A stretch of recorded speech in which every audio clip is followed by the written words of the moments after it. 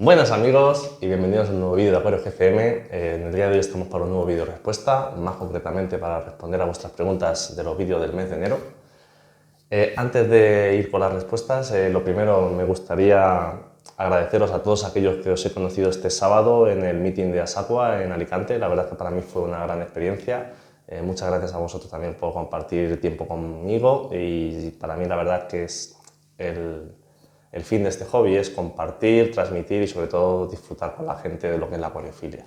Por otro lado, como habréis visto en el mes de enero he subido menos vídeos, pero imagino que va a ser la tónica normal porque cada vez tengo menos tiempo, aunque me gustaría, pero al final el tiempo es el que manda y sí que por lo menos voy a intentar hacer pues no 2 vídeos a la semana, pero por lo menos todos los domingos y los jueves que me quedan, como estos vídeos respuestas o el jueves que pueda, pues intentar por lo menos subir 2 vídeos al mes.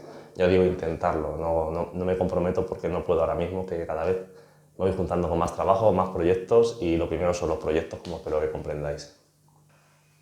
Bueno, yendo con el primer vídeo, Teslas JBL, como recordáis hablamos de cómo economizar en los tests y la primera pregunta, Horacio Moreno, yo uso los test de gotas de API y todos son en 5 mililitros.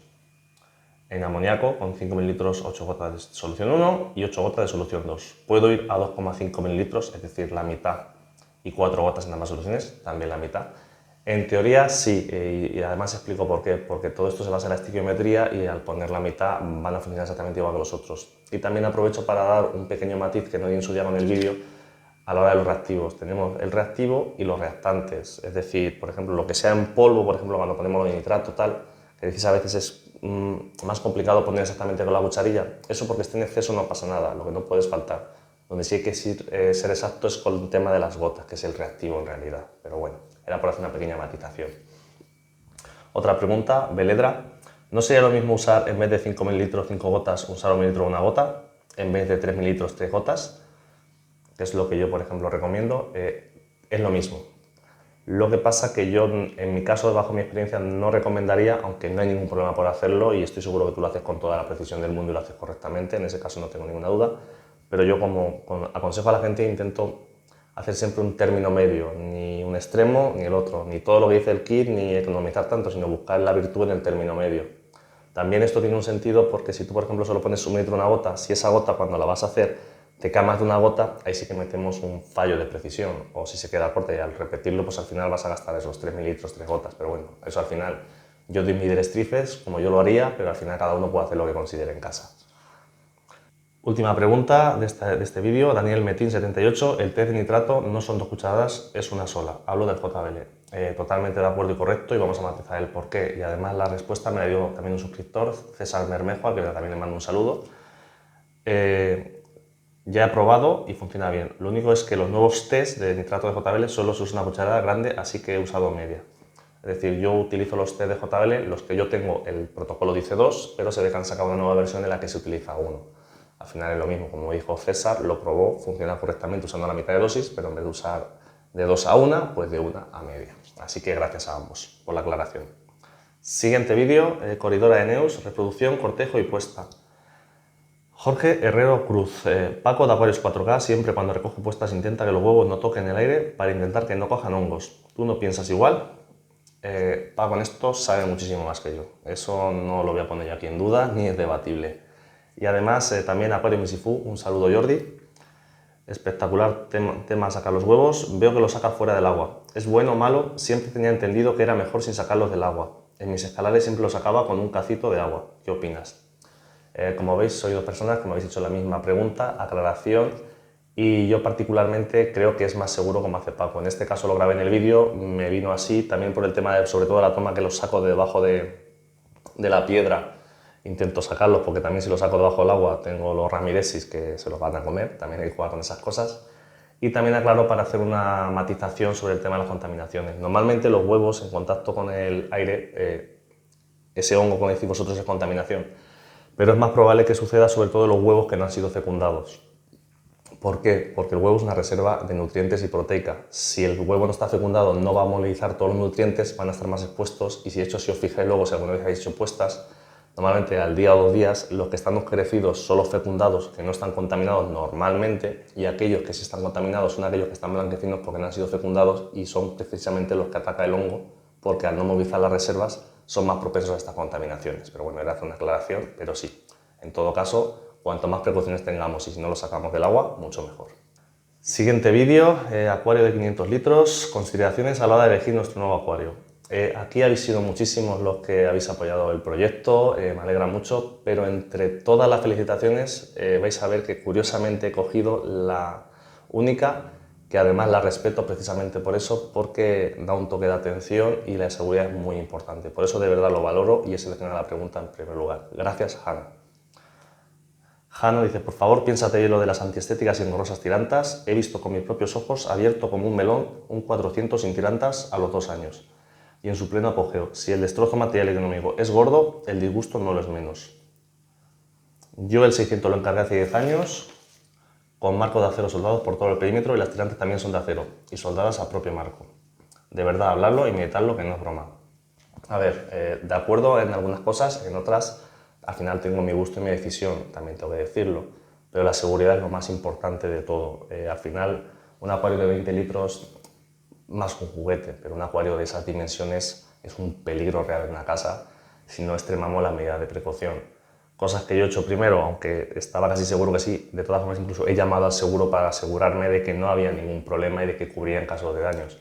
Pero yo, como dice Jano, ya no es el daño de que se te rompe, te lo paguen, es el daño, imagínate que tienes críos en casa, se rompe y un cristal de esos es un verdadero peligro. Entonces hay que extremar la medida de precaución.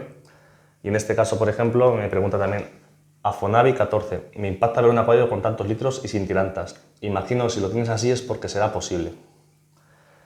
Yo antes de todo esto, aparte de hablar con Javi, que lo sabe, de ver mucho, yo he visto acuarios incluso mayores que este, de 180 por 60 por 60, con ese mismo cristal de 15 milímetros y con silicona transparente.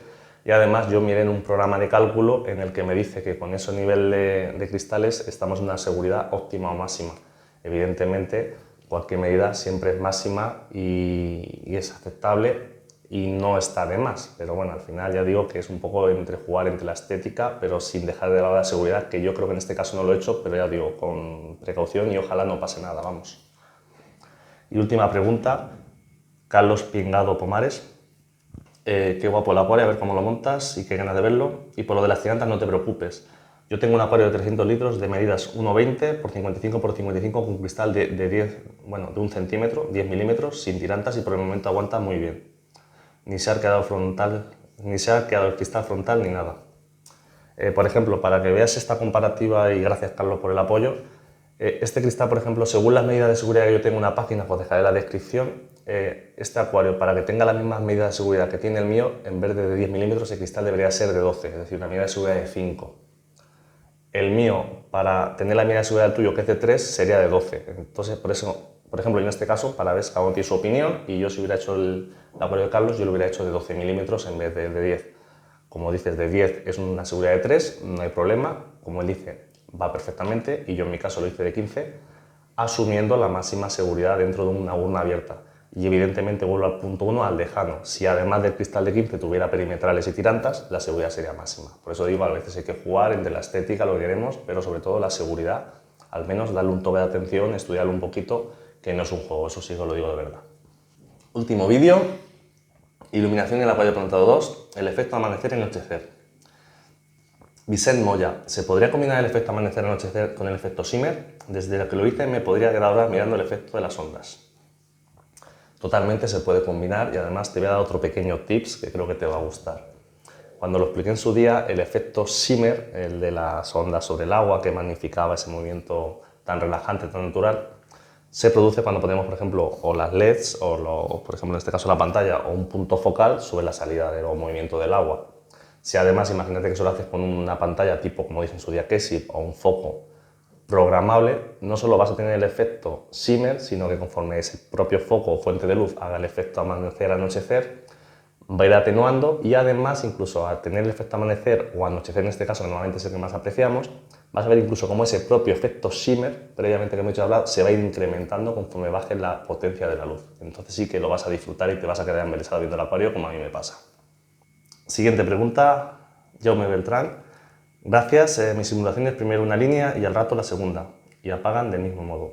¿Veis? También hay muchas formas de hacerlo. Al final puedes plantearte cómo se hace el efecto amanecer anochecer y cada uno juega a medida de sus recursos, posibilidades, imaginación. Al final se trata de eso, de customizar un poco el apoyo de cada uno y disfrutar del hobby cada uno en la medida de cómo podemos, pero sobre todo siempre respetando ciertas pautas para hacerlo de la forma más natural posible. Y la última pregunta, ¿está buena la cosa? Como te he comentado en otros vídeos, tengo un proyecto que avanza muy lento, pero ahí está, y de casualidad tenía pensado simular la puesta y la salida del sol, pero con dos fluorescentes de 6 vatios, pero de tonos más cálidos como de 5000 Kelvin. Y esos que, como tú has hecho, que se enciendan media hora antes y media después de la luz principal. ¿Veis? Otra forma, por ejemplo, de simular ese efecto amanecer-anochecer. Al final son muchas las formas que hay de hacer este efecto.